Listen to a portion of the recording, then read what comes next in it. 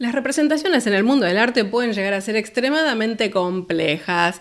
Esto se debe, entre otras cosas, por un lado al colorito, ¿no? Al uso del color, y por el otro lado al diseño, es decir, a la estructura narrativa de la que está dotada la obra, que se puede plasmar también a través del dibujo.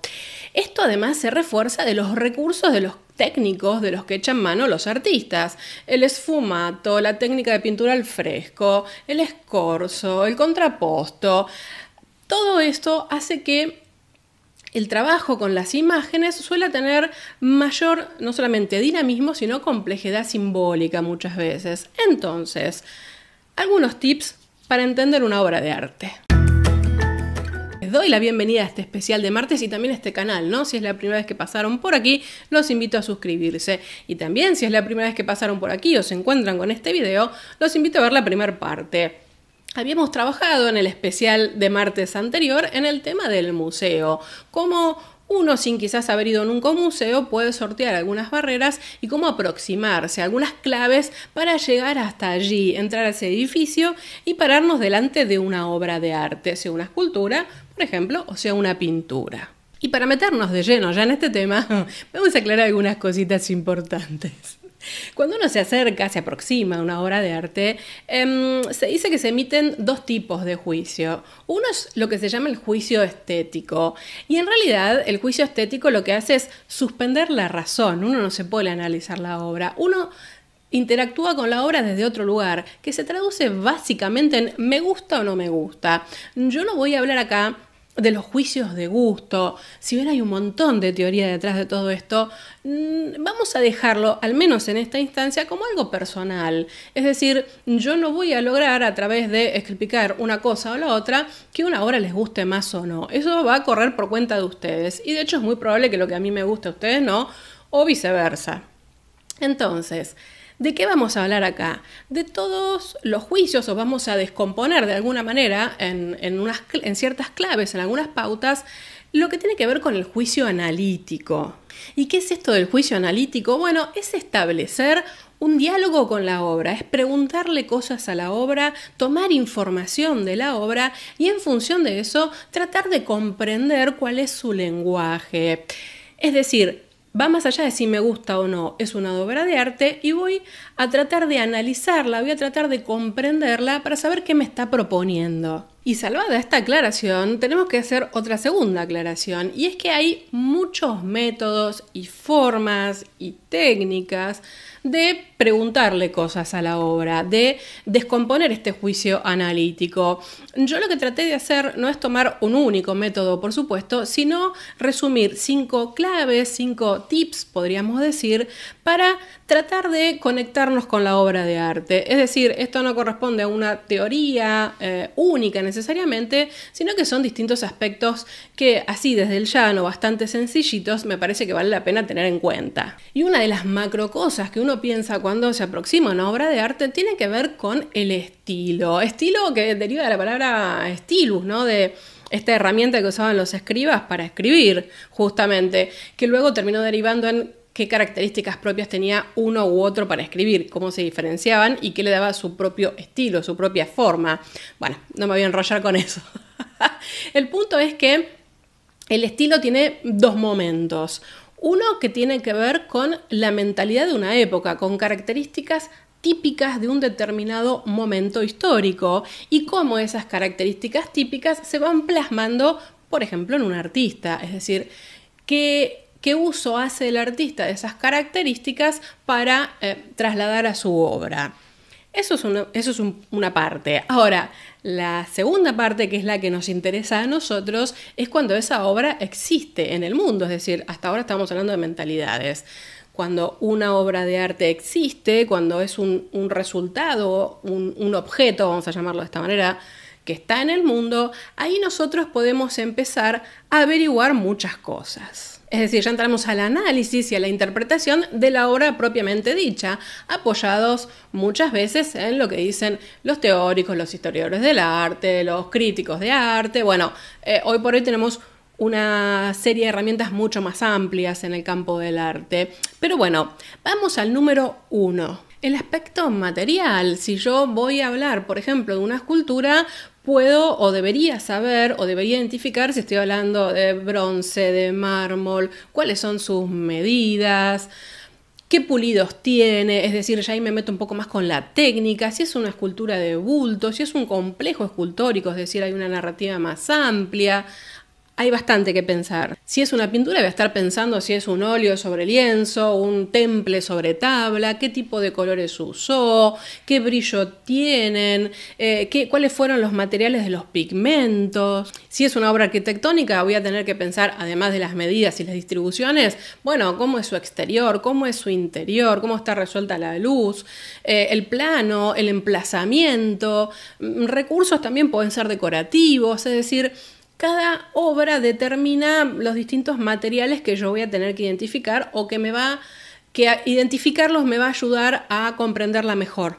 Acá también en el aspecto material hay que tener en cuenta casi los típicos datos de la ficha, es decir, el título del cuadro, el artista, la fecha, el comitente, es decir, quién encargó el cuadro, el propietario, porque bueno, una cosa es el que lo encarga y otra cosa lo que fue pasando con esa obra a lo largo de los años. Es decir, esto también me va a ayudar a tener herramientas para luego poder comprender mejor de qué va esto. Y el aspecto material me va a permitir pasar a la segunda clave que tengo que tener en cuenta cuando miro una obra de arte, y tiene que ver con el aspecto formal. Es decir, cada obra de arte tiene un lenguaje específico. No es lo mismo, dijimos, arquitectura que escultura que pintura. Entonces, de acuerdo a esos tipos, voy a usar un lenguaje, un vocabulario para describirlos diferente. Entonces, por ejemplo, si yo defino la pintura como un plano con colores, por decirlo así bien llano, ¿cómo voy a poder hablar de la pintura? ¿Qué voy a tener que mirar en la pintura? Bueno, tendré que ver cómo están distribuidos los colores sobre la superficie, dónde están las líneas, esas líneas. ¿Qué determinan? ¿Qué formas determinan? Y si obviamente determinan alguna forma. Si todo eso constituye una composición y después el uso de los colores. Acá el tema de los colores es todo un mundo, ¿no? Es decir, el color es una de las características más importantes de una pintura y que además estuvo a lo largo de la historia sometido a reglas, pero no sé, los egipcios pintaban con 6 colores y esos 6 colores tenían determinada simbología, determinado significado. No sé, los iconos bizantinos que, por ejemplo, no se podía usar cualquier color para representar cualquier cosa. Digo, si aparecía María, tenía que tener el manto azul. En el Renacimiento, ¿no? Con el inicio de las academias que empezaron, por ejemplo, a poner normas de cuándo o en qué contexto era apropiado usar un color brillante, si no, no se podía. Recién el color se libera un poco de tanta norma y de tanta reglamentación. Yo diría que a partir del impresionismo, posimpresionismo, el movimiento Fauve y demás, pero estamos hablando de fines del siglo XIX, inicios del siglo XX. Pero sigamos con el siguiente tipo. Si uno define la escultura como volumen en un espacio, bueno, ahí hablaré si es relieve, si es una escultura de bulto, si es abierta o cerrada, si es rígida o tiene un modelado suave. Si es arquitectura, que es volumen y espacio, ahí, bueno, no sé, me puedo abrazar a la arquitectura de Vitruvio, ¿no? Por supuesto hubo muchas teorías, pero ustedes saben que Vitruvio decía que una arquitectura tenía que tener 3 características. Las fírmitas, que uno podría hablar de firmeza, pero para ser más exacto tendría que hablar de, bueno, la resolución constructiva, de los materiales empleados. La utilitas, es decir, tiene que tener una utilidad. Uno no hace una arquitectura solo por decorar, entonces tiene que cumplir una función y por supuesto su resolución tiene que ser adecuada para esa función. Y por otro lado, la venustas, que tiene que ver con la belleza, ¿no? Vitruvio decía que tenía que ser bella una obra de arquitectura. Bueno, después hubo 20.000 teorías más, pero esto es como para tener aunque sea 3 parámetros. Ya sé de qué material es, ya me empecé a meter con el aspecto formal y el lenguaje apropiado para hablar de una obra de arte y ahora me voy a meter concretamente con el contenido. Vamos a hablar del análisis iconológico. Hablar del aspecto iconológico es hablar de lo que representan las imágenes, es decir, cuál es el significado, cuál es la narrativa en todo esto, qué simbología se usa, si hay una alegoría, si hay metáforas, cuáles son los recursos que componen esta imagen. Ahí yo sigo porque me parece la más sencilla y más clara para ponernos a analizar una obra en cuanto a su contenido, lo que propone Panofsky, que tiene que ver con un método que tiene como 3 capas que se van superponiendo. Tenemos un nivel pre-iconográfico, donde es casi un acercamiento de característica cotidiana, en donde yo me pregunto, ¿qué es esto? Por ejemplo, ¿qué es esto? Lo que les estoy mostrando ahora, y puedo responder, es un desnudo masculino, es David. Luego paso a un nivel iconográfico, en donde digo, bueno, ¿cuáles son los atributos de esta obra que me permiten identificar este desnudo masculino como David? Bueno, David fue un héroe bíblico, fue un profeta, y en la misma Biblia se cuenta que tuvo una lucha con Goliat. Luego pasa a un nivel iconológico, en donde ya empiezo a interpretar. Por supuesto, tengo que tener un poquito más de conocimiento y decir, bueno, ¿de qué va este David ahí? Y me empiezo a dar cuenta que David es el símbolo de Florencia y que está puesto ahí en un momento histórico determinado para demostrar su oposición a quien sería Goliat, que estaría representado por el papado, por la familia Medici que había sido expulsada, es decir, todo de lo que Florencia quería librarse en ese momento. Y esto me da paso al punto 4, que tiene que ver con el contexto. Yo creo que el análisis ya iconológico, cuando uno empieza a interpretar la obra, se está metiendo necesariamente en el contexto, que para mí, además de las características técnicas, por supuesto, es una cosa muy muy importante para tratar de entender una obra. Y cuando hablo del contexto puedo ir de mayor a menor, puedo situarme en el periodo histórico en general. Ojo, también me puedo situar en la geografía, porque a veces la geografía determina materiales, por ejemplo. Luego de eso me puedo centrar en qué periodo de la historia del arte se enmarca esta obra, y también me puedo ahí meter con la biografía del autor. Entonces, ¿esto qué me permitiría decir de nuestro David? Que estamos en Italia, concretamente en Florencia, a inicios del siglo XVI, que los Medici habían sido expulsados como señores de Florencia, que eran los gobernantes que habían estado por mucho tiempo sosteniendo el poder, que además estamos en un periodo de fines del Renacimiento, es decir, hay una crisis del humanismo que había nacido muy fuertemente con la escuela neoplatónica, inicios del manierismo, donde empiezan niveles más complejos de representación, y que esta es una obra de un Miguel Ángel bastante joven, por ejemplo, de acuerdo a su estilo y a su carrera biográfica. Y todo esto es súper importante, porque además entender estos datos me permitiría ponerlo en contexto o en relación con otras obras, que es algo que en el canal a veces hacemos, ¿no? Trabajar en comparación, lo que hacían, por ejemplo, dos artistas en un mismo periodo, o lo que hizo un mismo artista cuando, no sé, por ejemplo, es un viaje o se formó con un maestro distinto. Ahí uno puede ver rasgos estilísticos generales y también rasgos estilísticos personales.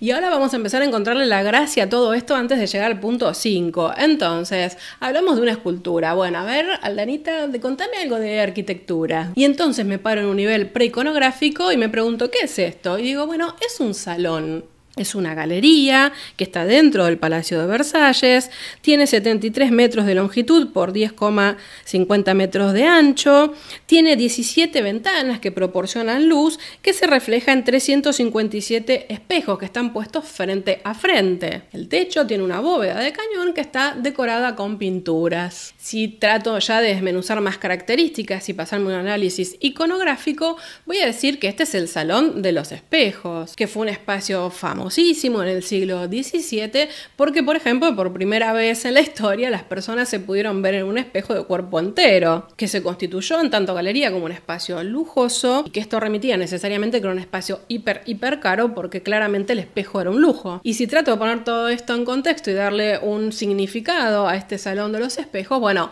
me meto en un análisis iconológico en el que tengo que pensar que las galerías empezaron a existir ya después del Renacimiento como espacio que solía ser bastante privado. Si bien ahí se ponían, por ejemplo, esculturas o obras de arte, solían ser espacios muy íntimos que servían para caminar, en realidad estar afuera y estar protegidos porque tenían un techo, y a lo sumo algunas veces se invitaba a una persona muy destacada. Pero este espacio privado en el siglo XVII pasa a ser un ámbito en realidad donde demostrar poder, donde demostrar exuberancia, donde demostrar refinamiento, y es ahí que en la corte de Versalles fue muy importante tener una galería imponente como este Salón de los Espejos. No solo eso, sino que Colbert, que era el ministro de Finanzas de Luis XIV, hizo una apuesta muy fuerte en este salón, porque no se compraron los espejos a Venecia y empezó ahí una competencia. Francia empezó a desarrollar la técnica de los espejos. Y si me voy a la bóveda a ver las pinturas, que son todas hechas por Charles Le Brun, bueno, son 1000 metros cuadrados de pinturas que hablan de momentos heroicos del reinado de Luis XIV. Es decir, en conclusión, ¿a qué me remite todo esto? Bueno, que el Salón de los Espejos estaba mostrado ahí para deslumbrar, para mostrar la suntuosidad, imponer el poder, es decir, generar cierto resquemor en aquellos que iban a ver al rey. Por supuesto, saben que estos análisis pueden ser mucho más amplios, pero bueno, es más o menos para que repasemos un poco estas ideas y que las veamos en acción, que es donde tiene gracia, ¿no? Cuando uno empieza a disfrutar lo que está viendo. Me queda un ejemplo de pintura y como yo soy así, me voy a meter con Leonardo. Miro esta obra y me pregunto, ¿qué es esto? Entonces la describo. Aparece una mujer joven, hay 2 niños que son casi bebés, hay una figura alada de rostro juvenil en un entorno agreste con muchas rocas. Por cierto, es una pintura que está hecha con la técnica del óleo y está sobre tabla. Esta es la mejor parte porque yo creo que en la pintura es bastante más fácil hablar de todo esto, ¿no? Entonces me voy a pasar al siguiente nivel. Voy a empezar a mirar los atributos que tiene esta pintura para que yo pueda identificar a los personajes, por ejemplo, que están ahí. Entonces digo, bueno, esa señora joven es María, es la Virgen María, porque tiene el manto azul y además está acompañada del niño Jesús, que es el niño Jesús porque está bendiciendo. El otro niño que está ahí es Juanito. ¿Por qué? Porque San Juanito, según algunos evangelios apócrifos, acompañó a Jesús cuando Jesús era también un niño. Y además se arrodilla hacia Jesús, es decir, lo está identificando como Dios. La figura que está al costado puede identificarlo como un ángel, el arcángel Uriel, según los evangelios apócrifos. ¿Y por qué puedo decir que es el ángel? Bueno, por ejemplo, porque tiene alas y comúnmente se representa a los ángeles con alas. Es decir, empiezo a relacionar lo que veo ahí también con otras cosas que yo conozco de lo cotidiano, un poquito más elaborado. Y ahora me voy un poco más y aprovecho la información que además tengo la ficha y digo en un análisis iconológico que esta es la Virgen de las Rocas, que es una pintura que hizo Leonardo, que en realidad hizo 2, pero nosotros estamos tomando esta que está en la National Gallery, en la que se le encargó que representara una Inmaculada Concepción para un altar de una confraternidad en una iglesia. Entonces podemos decir que es un cuadro de tipo devocional, es decir, es un cuadro religioso para estar en un altar y para que la gente se siente a rezar o a orar o a meditar frente a él. También podemos decir si Leonardo cumplió esta consigna o no. No parece ser una representación de la Inmaculada Concepción, aunque si uno ve esa forma de gruta, cual vientre materno, entonces quizás sí. Ahí es donde uno empieza a analizar, por ejemplo, qué es lo que pidió el comitente y qué es lo que hizo el artista y ver si por supuesto tiene sentido si uno respondió al otro o no. Y claro, uno acá se podría meter a ver aspectos técnicos, si el esfumato, si la perspectiva y un montón de cosas más, por supuesto, ¿no? Como les digo, estos análisis son súper amplios. De hecho, de las Virgen de las Rocas tenemos una entrada en el canal que salió hace poquito, así que se las voy a dejar acá en el link, así conocen un poco más la historia. Entonces, vamos al punto número 5 y último. Ya casi nos graduamos. El punto 5 es la conclusión y para mí todo esto se resume en relacionar todo y disfrutar y mirar el David y decir qué tenía este especial de Miguel Ángel que lo hacía tan destacado. ¿Qué técnica usaba Leonardo para hacerlo distinto del resto de sus contemporáneos? ¿Quiénes fueron sus discípulos? En la obra misma, ¿por qué eligió un color y otro no? ¿Dónde está el sombreado? ¿Cómo está la perspectiva? ¿Qué sentido tiene todo esto? ¿Quién fue el comitente? ¿Qué es lo que hizo que esta obra pudiera estar en el mundo? Y ahora para cerrar, ¿qué pasa con esto de los estilos de la pintura en general? Cuando uno habla de momentos globales. Bueno, ¿qué pasa? Cuando uno piensa en el arte bizantino, el arte paleocristiano, románico, gótico internacional, hay un nivel bastante complejo de simbología. Tratar de interpretar todo lo que ahí aparece no es tan fácil. Cuando uno ya pasa al Renacimiento, cambia la complejidad, no es que es menos, porque bueno, aparecen las alegorías, formas de referirse a cosas de manera más oculta, hay trabajos muy fuertes, bueno, la impronta del humanismo, la mezcla de paganismo con religión, luego, que se complejiza mucho más aún en el manierismo, bueno, en el barroco quizás la cosa es más sencilla, porque está todo puesto en transmitir claramente el mensaje, sobre todo cuando hablamos de arte religioso, luego vendrán, por supuesto, el rococó, otros estilos, las vanguardias y demás. Entonces, no es todo tampoco tan fácil, ya tenemos más o menos el método, ahora ese método hay que llenarlo de contenido, cómo puedo interpretar algo del arte románico, cómo puedo interpretar este paisaje, voy a hablar de la misma manera de un paisaje que de una pintura de historia, bueno.